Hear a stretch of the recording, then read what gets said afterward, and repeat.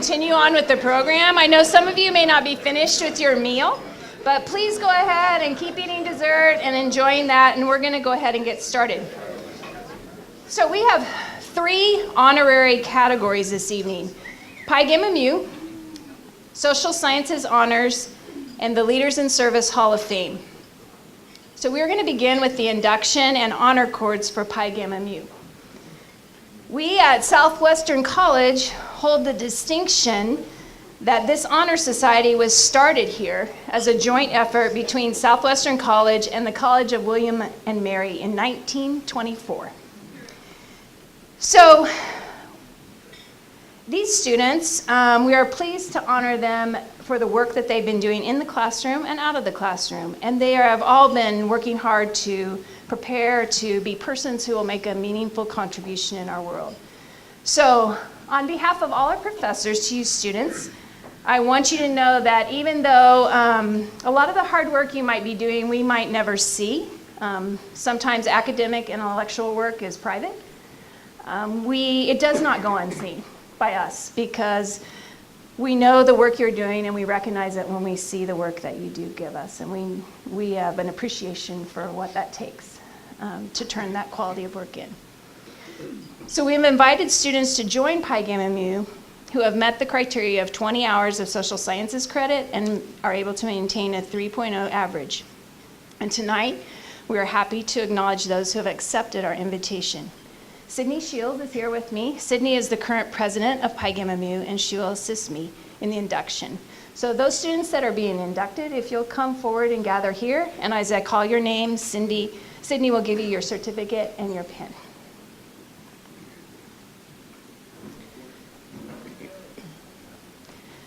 Jack Berry.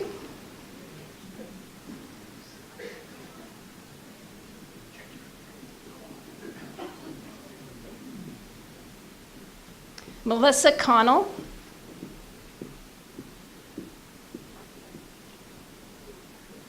Christian Gardner.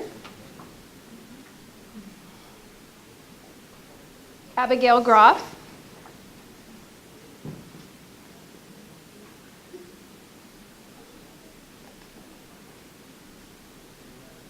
Shayla Jordan.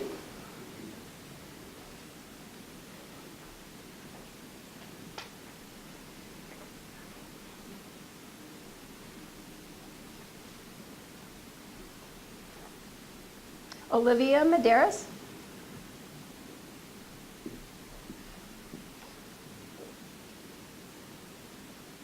Jennifer Myers.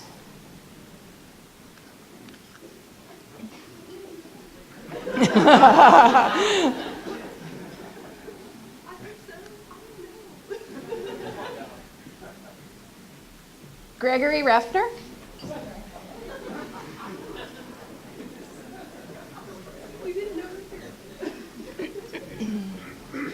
Quinlan Stein.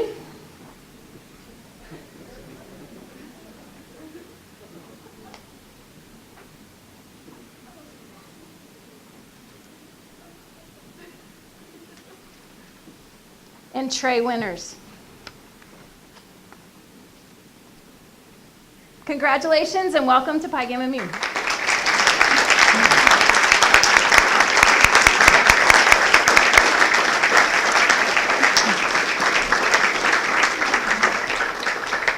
We have 8 of our Pi Gamma Mu students that are also graduating this spring, and they're heading out to take their next places in the world. And so if those Pi Gamma Mu graduates would come forward also here, we'll announce your name, and then one of the social sciences professors will be presenting you with your honor cord that you can wear at graduation. First is Braden Baker. Braden, you want to just come right here, Dr. Weber? Yeah. Braden is graduating with a BA in history and a minor in English. After graduation, he plans to work at Highlands Country Club in Garrison, New York as a tennis instructor and also as a volunteer assistant women's tennis coach at West Point Military Academy. Dr. Stephen Woodburn is presenting his cord.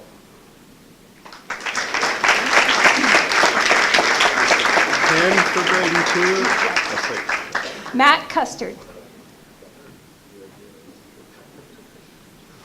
Matt is graduating with a BA degree in psychology, and Matt has no minor, even though Dr. Lane told him to get one. Matt plans to pursue a coaching career before beginning PhD work, and Dr. Carrie Lane presented his cord.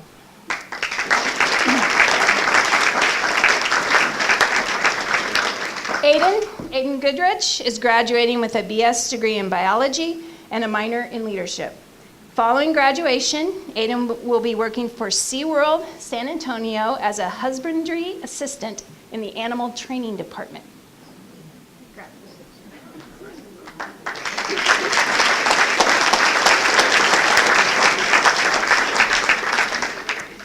Jennifer Myers. Jennifer is graduating with a BA degree in psychology with a minor in business administration. Jennifer plans to attend graduate school following graduation. And Dr. Jacob Negley is presenting her cord. Congratulations.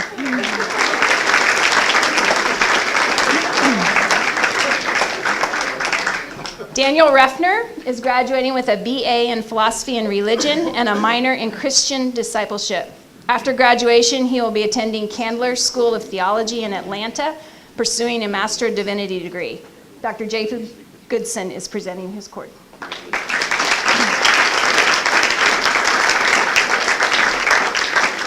Gregory Reffner is graduating with a BA in religion and philosophy and a minor in music and worship. Greg will be attending Seattle Pacific University to pursue a Master of Divinity degree following graduation. Dr. Jackson Leisure is presenting his cord.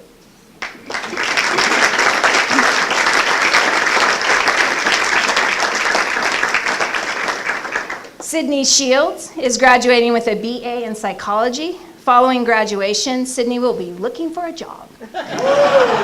Dr. Carrie Lane is presenting her cord. She's now going to graduate school. She's going to be a professor. Oh, yeah.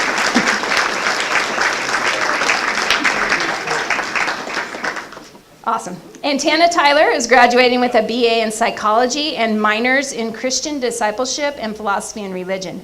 After graduation, she will attend Kansas University and begin her graduate studies in the School of Psychology. Dr. Jacob Negley is presenting her cord.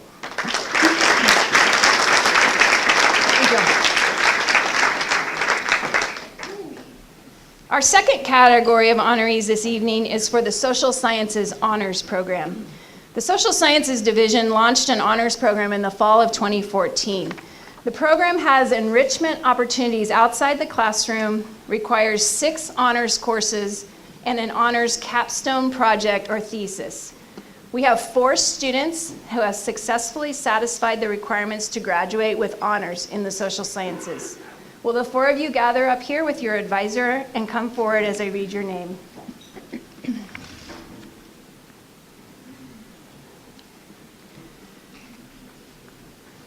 Braden Baker, his capstone thesis is The Princess, Machiavelli's Perspective on Female Rulers. Machiavelli is often viewed and interpreted from an exclusively masculine perspective. Machiavellian historians tend to analyze Machiavellian thought in terms of male figures throughout history. The purpose of the project was not to dismiss or undermine previous Machiavelli scholarship, but instead to bring to light a neglected area of thought, and from it draw conclusions that are applicable today. Braden was advised by Dr. Stephen Woodburn.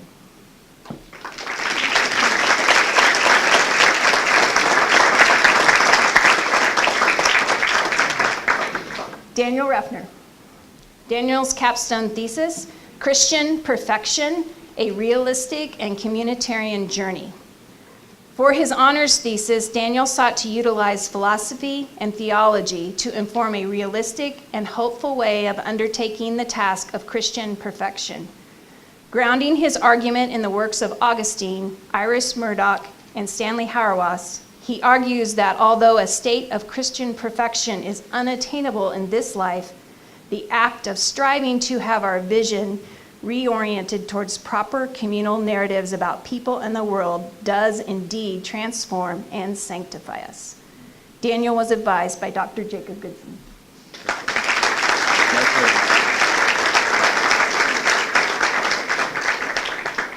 Gregory Reffner.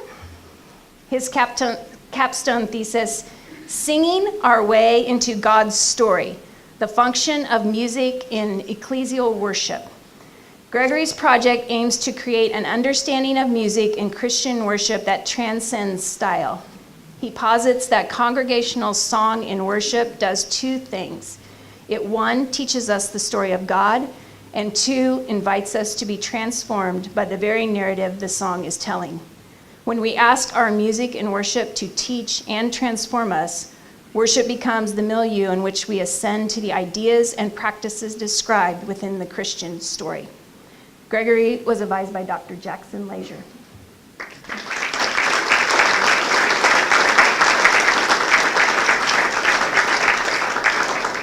And Tana Tyler.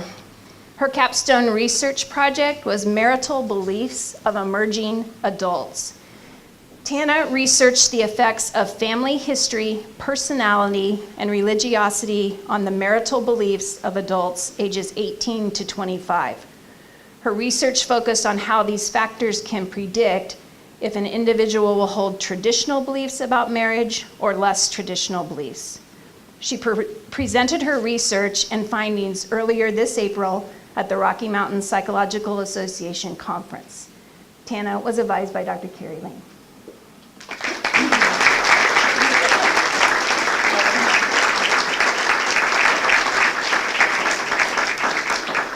So we are excited to see how all these people emerge into the world and engage with the world beyond SC. And as a reminder to them and to all of us, some words from Woodrow Wilson that we love. You are not here merely to make a living. You are here to enable the world to live more amply, with greater vision and a finer spirit of hope and achievement. You are here to enrich the world. You impoverish yourself if you forget this errand. And tonight, the highlight of our honorary recognitions, we are going to highlight 3 people who have not forgotten this errand about enriching the world. We are thankful for their lives and their lives of service and the glimpse that it gives all of us to what it means to live amply and live well, with great vision, with spirit, with hope and achievement. The Southwestern College Leaders in Service Hall of Fame was established in 2009 to honor alumni and friends who have taken their education and have enriched our world by offering their time and talents as leaders in service to others. It is right and is fitting that we take this time to recognize these worthy individuals for their efforts, and the college is so privileged to be a part of this honor. I'd like you all, if you can see here, to call your attention to these beautiful glass creations on the table, and if you can find them afterwards, they'll be dispersed about. These are one-of-a-kind awards that are annually given to the Leaders in Service Hall of Fame inductees. They're handcrafted by Mr. Scott Hartley, class of '97. He is a Southwestern science major who went on to use his artistic talents and his knowledge of science to become a master glassblower.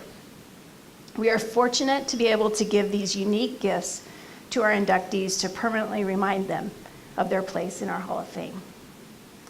So now we'll present the inductees. I will introduce them. President Andrews will give them a welcome, and we'll read their biography, let them respond, and then Sydney, our Pi Gamma Mu president, will help you carry your statue back to the table. We're going to start with Roy L. Smith. Roy L. Smith was in the class of 1908. Roy L. Smith was a clergyman, editor, and lecturer whose influence was widespread in the first half of the 20th century. Born in a tar paper shack during an 1887 Kansas blizzard, Smith graduated from Southwestern in 1908. He led congregations in Wellington and Cimarron, but also he served at that time the largest Methodist church in the world, the First Methodist Episcopal Church in Los Angeles, from 1932 to 1940. During the subsequent 8 years, he was editor of the Christian Advocate, often referred to as Mr. Methodist. Smith wrote syndicated newspaper columns and dozens of books, including the popular The Lord is My Shepherd and a 12-volume Know Your Bible series. His Tales I Have Told Twice was published after his death in 1963 and includes the story of his time at Southwestern. We are so privileged to have Susan Ryder Macy. She will be accepting this award on behalf of her great uncle.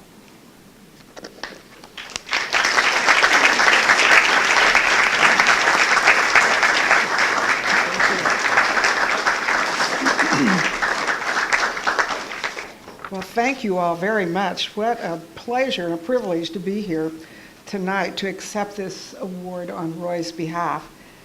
He was my great uncle, and my brothers are here with me tonight, Bill and Mike Ryder.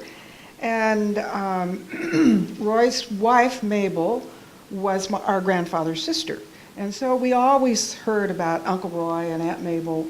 Didn't know them because we were not that old, but anyhow, at that time. We grew up in Kingman County, Kansas, and that was a very special place to Roy because that's where his wife Mabel also grew up. And he grew up in Reno County at Nickerson. It was kind of interesting how this came to be. I worked at St. Mark's United Methodist Church in Lincoln, Nebraska for about 17 years. And during that time, I started kind of collecting some of Roy's books and his writings. My mom had some, our grandmother had some, because Roy would often give those as gifts at Christmas and so on, because there's lots of books and they're great reads. So the archives lady at the Methodist conference knew that I was interested, so some of the retiring pastors would give them their books. Well, they could only use so many, so she would come over with a little plastic bag full of books for me occasionally. So anyhow, I had this collection and I thought, you know, if I die tomorrow, I don't know what will happen to them. So I got on the internet and I knew he graduated from Southwestern. So I emailed Delane at the library and I asked her if they would want any of these for their archives. And she said, we would love to have them. And so that was probably a year or so before I finally did anything. Last fall, I was able to come and I brought them. And at that very moment in time, they had just made the decision that Roy would be one of the inductees. And Susan was busy from the alumni office looking for some ancestor, some descendant from his family. And there weren't any, needless to say. I mean, he was born in 1887, so there weren't any. And so it ended up that she asked me if I would do this. So I'm honored to be able to do this tonight. As Carol said, Roy Smith was born on January 25th in 1887 at his home in Nickerson, Kansas. It was a bad winter then, and his father worked at a mill, and they closed the mill early that day, and he came home, and the blizzard went on for about 2 days. And the second night, Mrs. Smith said, I'm about to have this baby. And luckily his father had been a medic in the Civil War. And so he kind of understood a little bit what he needed to do because there was no way he was going to get to the doctor and get him there. So he said they had lost a baby previously and Roy was born with a gusto of voice when he came out and they were so happy. And he said that he knelt by his wife's bed and they had a prayer and he gave Roy, his newborn son, to the ministry of Christ way back then. When Roy was 12, his father gave him a little strip of land on their acreage outside on the edge of Nickerson, in this very sparse area where they lived. He told him that this was his way to provide for his own necessities. He was to take care of the land, this little piece of land. He was to plant vegetables. He was to sell them for a profit or for something. And that from then on, Roy said that was how he earned some of his expenses. And he found out how hard you had to work for just $1 even or less. One Sunday in church, a man was visiting their church and talking about this little church college in Winfield, Kansas. And Roy saw his father reach in his pocket and pull out a $5 bill and put in the offering plate when he knew that his father made a mere $9 a week. And he finally got the courage to ask his father, why would you give $5? And when he knew he didn't have it. And he said, son, I just want to make sure those doors are open when you get there someday. So Roy understood what sacrifices his father made often. The summer of his 16th year, he had been painting signs. He was a sign painter for people in Nickerson and other towns around. Well, he persuaded his father that summer to let him go farther to a town that didn't have a railroad, because the itinerant workers would often get on and off the railroad to paint signs. And so he did. His father let him go, and he went, and he would go to a town, and he would walk around and look at all the businesses and decide what kind of signs they might need. I mean, he's 16. And so then he'd go to the hotel, and he'd rent a room, which a room meant you shared a bed with somebody that you didn't know. And, and then he would sit down and he would sketch a little bit. The next day, he would go out and take these sketches to all these businesses. Well, that summer, by doing that, he painted all summer, and he made enough money to sustain himself a little bit. Between Roy's earnings and what meager amount of money that his parents could scrape together, he was able to go to Nickerson College in his hometown. It was, I think, a 2-year college. It's where his wife-to-be, Mabel, was in school, and our grandmother was in school there also, and training to be teachers. In 1905, he was given a part in a debate that would put him on stage, and more than anything else, he wanted a new pair of shoes for that performance, so he would look okay. And somehow, out of this meager amount of money they had, they pulled together enough money to buy Roy a new pair of shoes. Well, just before he went on stage to present, somebody came running down the aisle and said, Roy, you need to get to the mill. Your father's been in an accident. So Roy took off running down the street to the mill, and it was too late. His father had already died in a bad accident at the mill. He said he was buried the next day, and he said the next day he went to the mill, and they had taken his father's toolbox, and they had put in his coveralls and folded them so the bloody outside wouldn't show, and then he put his shoes in there, and they were upside down, and Roy took it. When he got home, he opened the box, and there were his father's shoes upside down with almost no soles. He said, my father had been standing on the floor of that steel mill in bare feet, and I got a new pair of shoes. And he said, I never forgot that. And he said, in later years, I was able to give my father's name to some buildings in other countries and places, and that took care of children and boys and school education. At 18, Roy stood with his mother one day, right before he went to school, in this tar paper shack that was just a little bit bigger and a little more comfortable by then. He decided that he should tell her what had happened at the YWCA prayer meeting the night before. He was on his way to school, but he took the time to do this. And he told his mother, he said, I gave my life to Christ last year, and I told him that I wanted to be in the ministry. And his mother said, she was just so touched, and she said that those were the sweetest words she had ever heard since the day that his father had told her that he loved her. She said, I just wish he'd been here to hear them. And she also shared with him about the night they prayed for him when he was born, and the many times that they would slip away somewhere where they could, and they'd pray for Roy to be called into the ministry. He never knew that. In the summer of 1906, Roy was working to earn money to attend Southwestern College that fall, but knew that it was not real likely to happen. The new president of the college came to speak in a nearby town. Roy went to listen and talk to him afterwards. The president told him that he was a trained sign painter, and he said that there was a new fence around the athletic field, and he said merchants in Winfield would be more than happy to pay you to get their advertisement on that fence. And Roy said, so that's what he did. And he said it paid for his college for the whole first year. But then there was the next year, and he wasn't sure what he was going to do. He said the president prayed with him, as did his mother, and Roy prayed, Lord, if you and mother and the president believe in me, I'll make it. I don't know how I will, but I will. In November of 1907, Roy's mother, who had been living in Oklahoma with his brother Wilbur, came to Winfield to live with him during his last year of college to put their little bit of meager monies together and support him through that last year of college.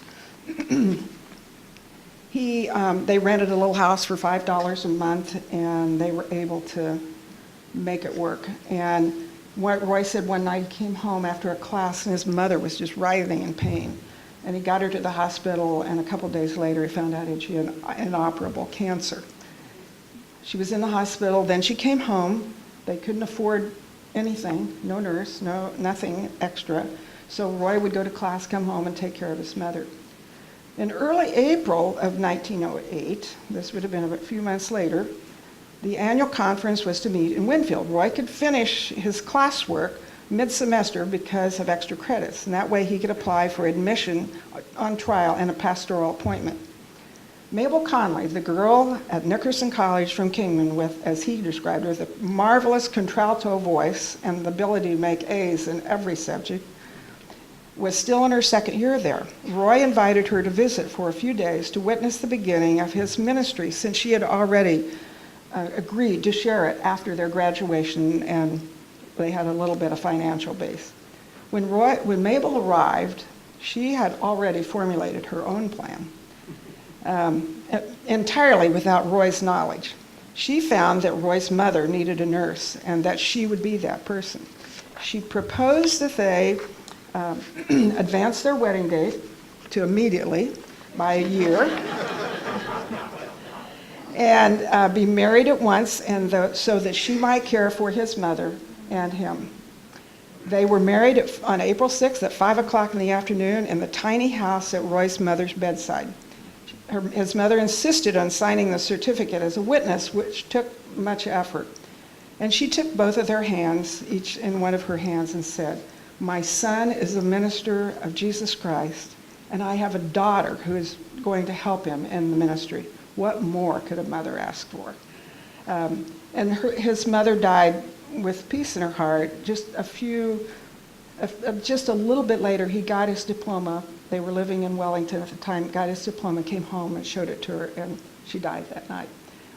She was so much at peace after having him able to accomplish that.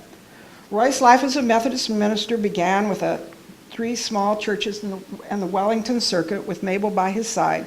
On the first Sunday in the smallest church with 12 people, the young 21-year-old got up to preach as the pews filled with 35 plus people. They loved their young pastor. In 1910, he was appointed to the church in Cimarron, Kansas. He and Mabel spent 2 years there, getting their finances on a firm rooting, and then they moved to Chicago. Roy wanted to go to Garrett Theology Seminary, and he knew that he needed to further his education. He was a man kind of ahead of his time, if you've read some of his things and his thinking. In 1914, their first child, his son Frank, was born while they were living in Chicago. And while they were there, Roy graduated in 15, and then while they were there, he was asked to be on the staff of St. Paul's Central Methodist Episcopal Church in Chicago. One of the things that he specified that he learned there was how to preach to the needs of congregation when you had no idea what they were. And they felt like you were talking directly to them. In 1919, Roy was called to be the pastor at Simpson Church in Minneapolis, Minnesota. And in July of that year, a daughter, Pauline, was born. And by the 20s, the city was growing, and Simpson was overflowing to capacity with worshipers. He had more credibility as a preacher, but he was one of the first pastors in the country to make significant use of advertising in billboards and newspapers. These pastors all over were finding out that they had a lot of empty pews, and this was one way they could get the word out about who they were. And in 1989, the Reverend Clay Oglesby, who was a pastor at that church at the time, stated that Roy soothed the audience with his deep baritone voice or excited parishioners with theatrical antics. From 1932 to 40, he served the largest Methodist church in the world at that time, the First Church in Los Angeles. His sermons gained worldwide recognition during this time. Their first Methodist Herald Weekly was able to brought the gospel to English-speaking persons in several countries. In 1940, he was elected editor of the Christian Advocate, the official news magazine of the Methodist Church, and served until 48. Through his editorial genius, this became the first ranking paper in Protestantism. From 1948 to 52, he was one of the 2 general managers of the Methodist Publishing House. During these years, he traveled tirelessly, visiting 82 countries, preaching, teaching, counseling, leaving a windmill in Cuba and a dormitory in Africa. He retired in 52, moving back to California. He handled a camera with professional skill. At the time of his death in 1963, his wife Mabel gave some 7,000 transparencies that were taken during his more than 600,000 miles of travel. She just said her pay for that would be to see some of his pictures in the Together magazine occasionally. Dr. Smith died unexpectedly on April 20th, 1963, at his home in La Jolla, California. His body was returned to Kansas, his hometown, to Nickerson, where his roots ran deep, and he never forgot who he was. He was buried in the Wildmead Cemetery at Nickerson, next to his parents, John and Mary Lemon Smith. This service was held at the Methodist Church in Nickerson, and where he grew up and where he learned to know his Lord. His casket bearers were old friends from the past, not new people that he'd known along the way. They were his original friends. And Mabel was buried next to him when she died in April 1980. They had come home. In closing, a statement from the Executive Committee of the Board of Publications of the Methodist Church shortly after Roy's death describes him so well. Dr. Smith proclaimed the word from the pulpits of Methodism and those of other denominations, in city cathedrals and tiny country chapels, on Easter mornings where thousands were gathered on hillsides at the rising of the sun, to countless persons, conferences, and other Methodist gatherings, and to all races and nationalities, to shut-ins by television and radio, through the Chautauqua Circuit and the camp meetings, through the printed press and books and church school materials, in the Christian Advocate as an editor and later as a columnist, in the secular press as columnist and feature writer, and as day followed day, by smiles and warm and firm handshakes, Dr. Smith proclaimed the gospel of the Lord Jesus Christ. Thank you for bestowing this honor upon him.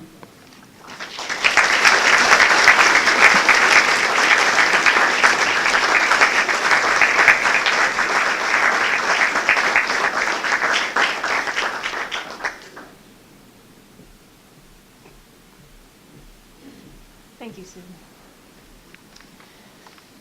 Our second inductee is Ted S. Hresko, class of 1973.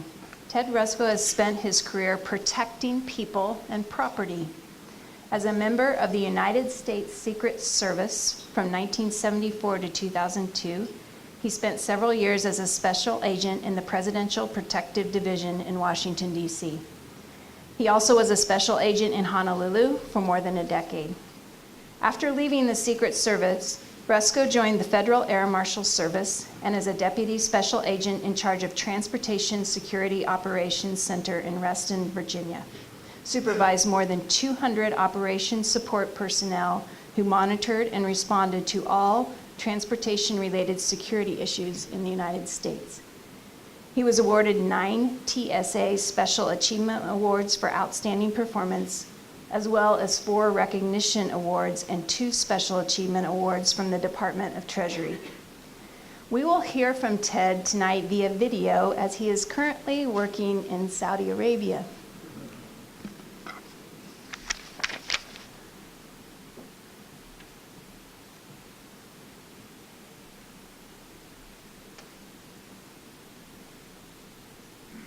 Good evening, Southwestern College. First of all, let me sincerely apologize for being an absentee recipient of the honor being bestowed upon me this evening. I am currently in the Kingdom of Saudi Arabia, and recent events have made it extremely difficult to excuse myself from my current government assignment. I truly appreciate those of you who took the time and are in attendance. I sincerely regret my absence. Wow, the Southwestern College Leadership for the Social Sciences Hall of Fame. And science was always my worst subject. Especially if you consider I once spent an hour in Dean Gilbert's office trying to convince him that he should restore the fraternity's charters that he revoked just prior to this recess, the summer recess. Trust me, I was not an innocent party to the decision that resulted in that. In all seriousness, I never dreamed that I would one day be so honored. I want to thank Southwestern College for bestowing upon me such an amazing honor.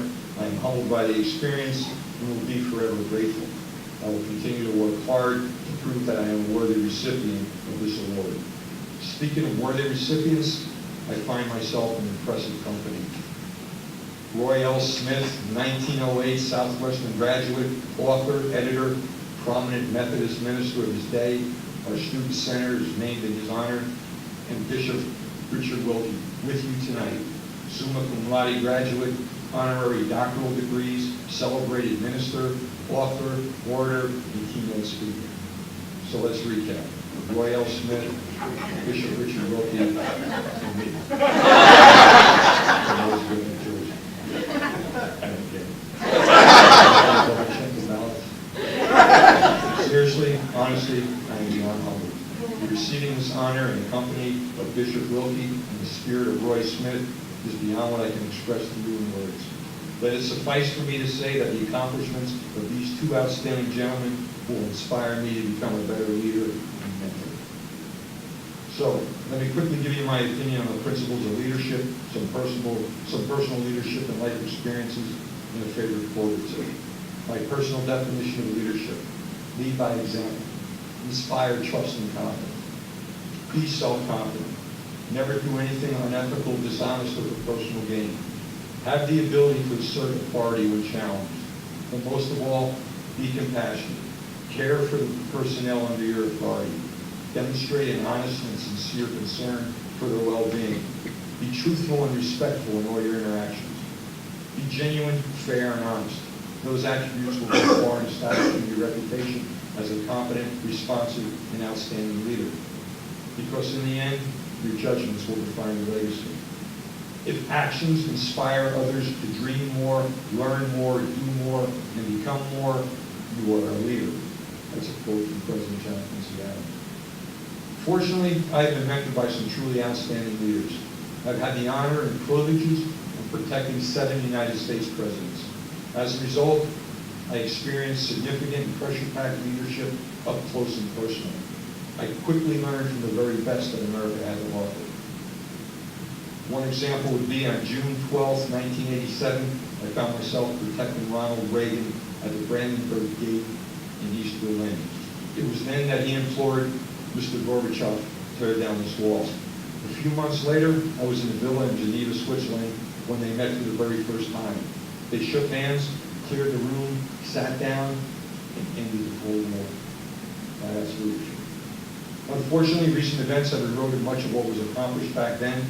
We can only hope that today's leadership affirms our profound and abiding faith in our American way of life. Over the many years I've been educated with constructive and meaningful life experience. I have been blessed with a 41-year career in federal law enforcement, which has provided me with countless opportunities for career and leadership development. Developing different leadership strategies should be a constant learning process throughout your entire professional life. I've often been asked, who is your favorite president? The answer has always been President Theodore Roosevelt. He is one of the most charismatic presidents in American history. He exemplified all the characteristics that we seek when identifying exceptional leaders. President Roosevelt projected self-confidence, authority, and enthusiasm. He continually demonstrated the confidence needed to face the toughest leadership challenges. He inspired confidence, respect, and loyalty from the world leaders of his generation and beyond.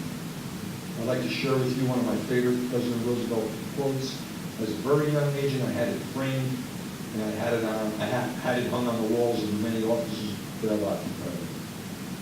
In the battle of life, it's not the critic that counts, nor the man in the stands who points out a strong man's thumb, but the doer of the deed, the man who's actually in the arena. whose face is marred by dust, sweat, and blood, who tries again and again because there is no error, there is no effort without error and shortcoming, and in the end, he shall never be with those cold and timid souls who have tasted neither victory nor defeat. Finally, a small piece of advice that I would recommend for future leaders of tomorrow. Challenge yourself and those you supervise. The following passage I saved from the James Mitchell novel Chesapeake has also followed me throughout my career. A ship, like a human being, moves best when it is slightly opposed to the wind, when it has to keep its sails tight and attend its course. Ships, like men, do poorly when the wind is directly behind, pushing them sloppily underway, so that no care is required in steering or in the management of sails. The wind seems favorable because it induces a relaxation in tension and skill. What is needed is a wind slightly opposed to the ship, for tension can be maintained, and juices can flow, and ideas can germinate. Ships, like men, respond to challenge. In conclusion, I would be remiss not to offer thanks and gratitude to a couple of friends in attendance this evening. Kathleen Cooper Del Carpio, I understand that she nominated you for this prestigious honor. Kathy, with the head for you, thank you. Thank you for your support and kind consideration that have brought me in spirit to this unexpected and appreciated evening. Rodney Johansson, what can I say about Rodney? My 4-year college roommate, brother, and lifelong friend. If there was a Southwestern College Roommate Hall of Fame, Rodney would be a charter member. Rod's unwavering friendship, support, and his undying devotion to getting through college, and made it to graduation. He clearly demonstrated outstanding leadership to help make this thing possible. Rod, I will be forever in your debt. I would be honored if you would accept this award on our behalf. Once again, thank you, Southwestern College, for providing you with an outstanding education and the necessary tools to succeed. I greatly appreciate this. Good night, and God bless you all.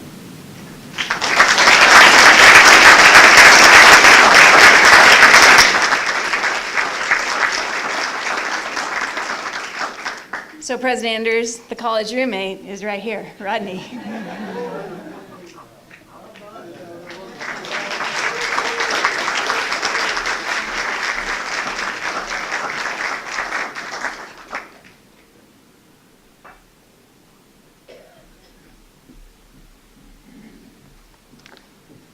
And now we come to our third inductee for the evening is Bishop Richard Wilke. So Dick, pay attention to me. I am super tempted to go off script here because I've known you a long time. I thought about it quite a bit and I decided I would stick to the script and let you have your storytelling time, but we can talk later. I'll talk to all your family and it'll be good. Come on up. Bishop Richard Wilke's contribution to the life of Southwestern College has been an extension of his life of service through the United Methodist Church. A gifted preacher, he pastored churches in Scandia, Winfield, and Salina before becoming senior minister and my first boss at First United Methodist Church in Wichita, one of the region's most prominent congregations. Wilke was elected to bishop in 1984 and served 12 years in Arkansas. With his wife, Julia, Wilke wrote the Disciple Bible Study series published in 1987, and this in-depth course has reached more than 3 million people. Upon retirement, Wilke became bishop in residence at Southwestern College, where he catalyzed the college's re-energized relationship to its denomination. He was instrumental in founding the Institute for Discipleship and has used his connectional influence to bring international students from around the world to study here as bishop scholars.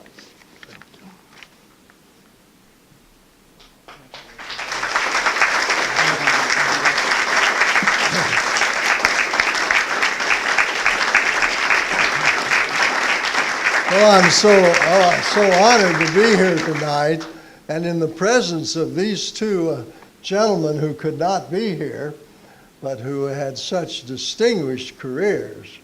And to be with you all. I know you're getting weary of sitting.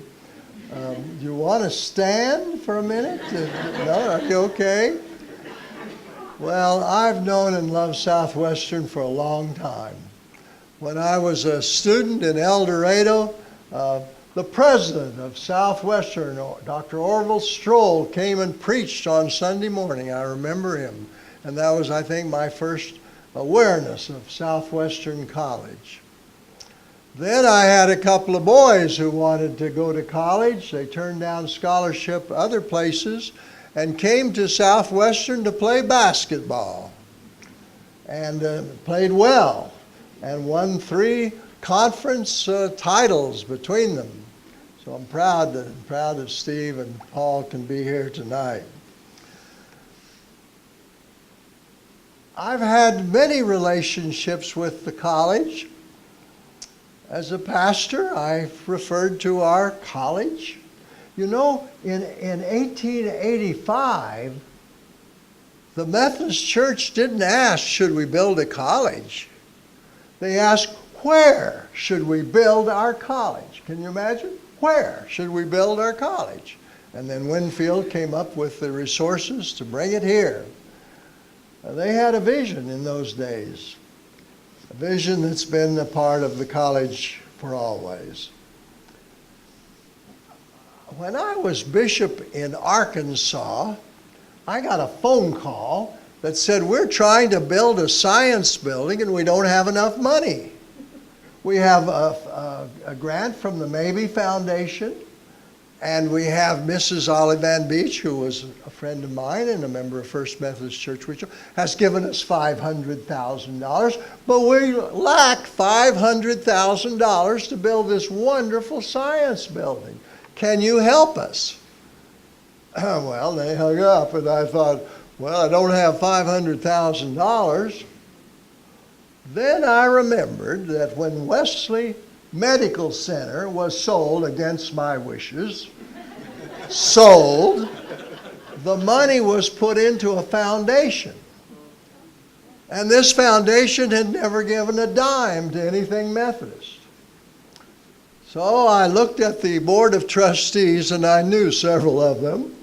I knew Jerry Vogt, who had been my associate at First Methodist Church in Wichita.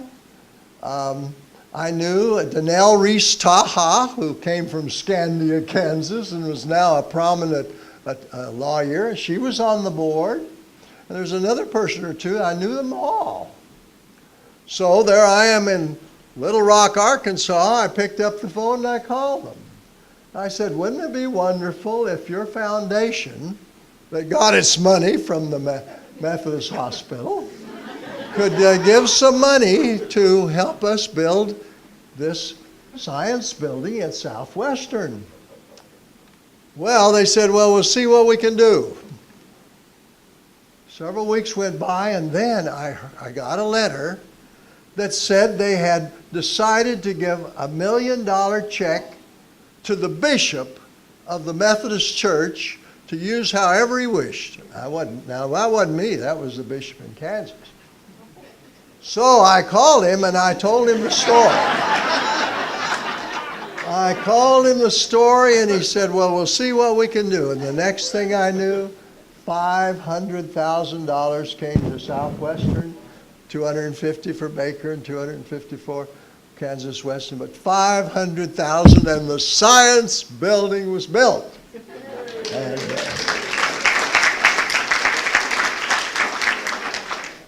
well, I've had many experiences. In retirement, I was made bishop in residence, whatever that means. And I could do anything I pleased. I taught a class for about 5 years in writing. I'd written several books, and so I wrote a book on advanced writing for publication. I had 5 or 6 students in each class for about 5 years, and we had a great time. I enjoyed that very much. Then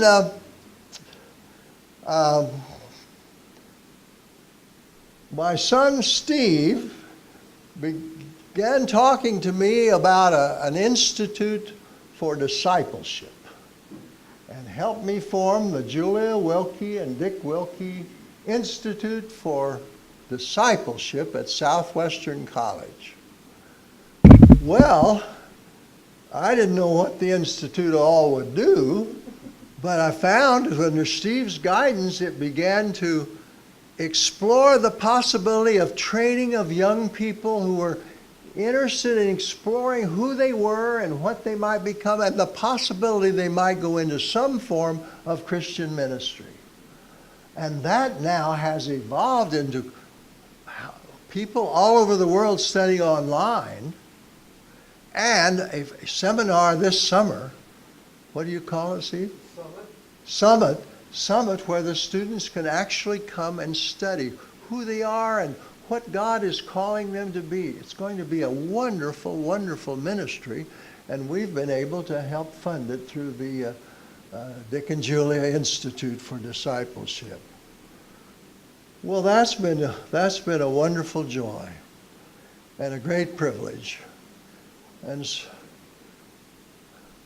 I also been able to recruit international students. I knew as the bishops in Africa, and brought a few students who are bright students from Kenya and Zimbabwe, who about 50 students have studied as bishop scholars. We brought them from Singapore. Bishop Ho helped me, and from Indonesia, Mamuna, Miss Methodist there, and from the Rio Grande Conference, Lydia Patterson, bringing students to Southwestern College who were brilliant and who did not have a lot of financial resources, but we brought them here, and over 50 of them in the last 30 years. Well, it's been a great joy to be a part of the college. It's a joy to have known people who work here. I've known almost all the presidents for many years. I'm so proud of the present president who is giving marvelous leadership, and for all of you who are supporting and sustaining. Some of you are going on for other education. The day will come when you'll be able to help support this college. I thank you for this wonderful honor you have given to me tonight. I thank you from the bottom of my heart, and I rejoice to continue to be a part of Southwestern College. Thank you very much.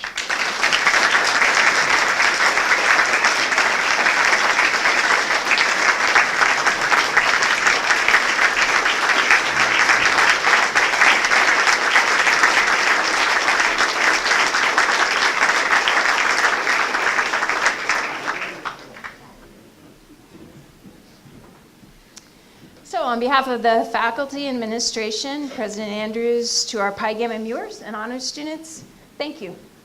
Thank you for your thoughtful engagement in your studies. Thank you for the risks that you take to put those concepts into practice already in your lives outside the classroom. And thank you so much for the promise of other things to come. We'll be watching and looking. And on behalf of the faculty and administration and President Answers, to our Hall of Famers, thank you. Thank you for your contributions and service to our world. Thank you for the example that you have set for all of us and for our students. And thank you for your heartfelt connections to Southwestern College. To all of us here, please let us know about other worthy mound builders and friends of the college who might be nominated for the Leaders in Service Hall of Fame. I believe on the back page of your program, you'll find a link there and information about how you can submit nominations for future inductees, and we appreciate those. 3 short announcements as we finish. I encourage you to walk over to Mossman Hall. Mossman's right across the way, and that is where the actual Leaders in Service permanent display, Hall of Fame, is, and the plaques are there from the people that were inducted tonight, and it's beautiful. So if you have time to walk that way, do that. I think it's stopped raining. You go walk, yeah, maybe.